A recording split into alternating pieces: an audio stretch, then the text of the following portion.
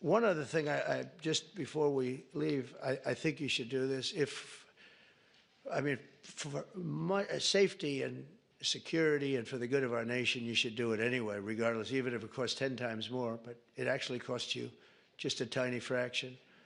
If you went to paper ballots and you're voting, and I would hope that every Republican would, so it costs exactly 8% of what the machines cost. These machines, they got something going. They get business. It's amazing.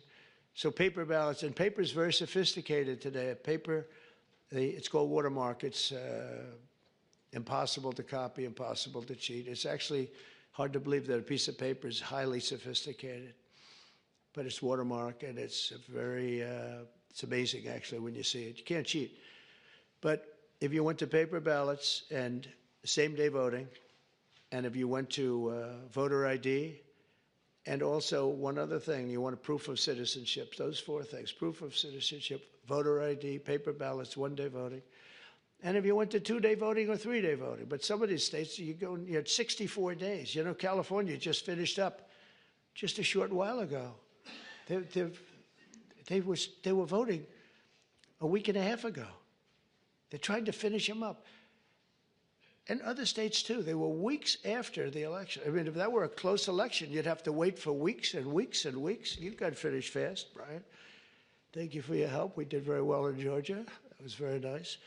But some of these states, if you had a close election, you wouldn't know who won. And then, you know, once that happens, then you really never know who won. But you would save tens of millions of dollars, forgetting about right, wrong, and security, safety, our country, our Constitution, and all of these. Number one, you'd have a much safer election. Number two, everybody, you'd know the results of your election by 10 o'clock. Everybody, it's a beautiful system. It's boxes of 5,000, boom, boom. And you can go and examine each box. It's so simple and so good.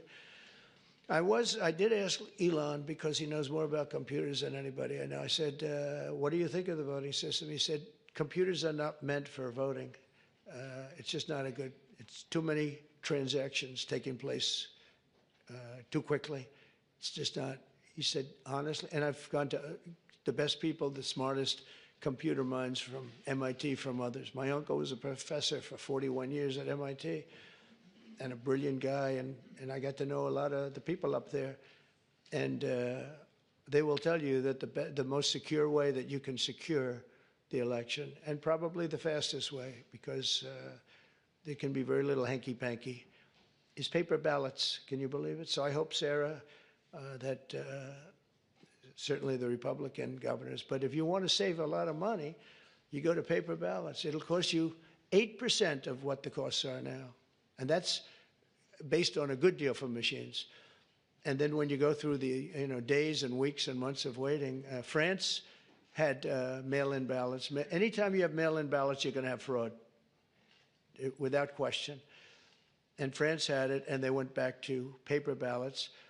And I saw their election, and their election was over at 9 o'clock, and their numbers came in at 10:05.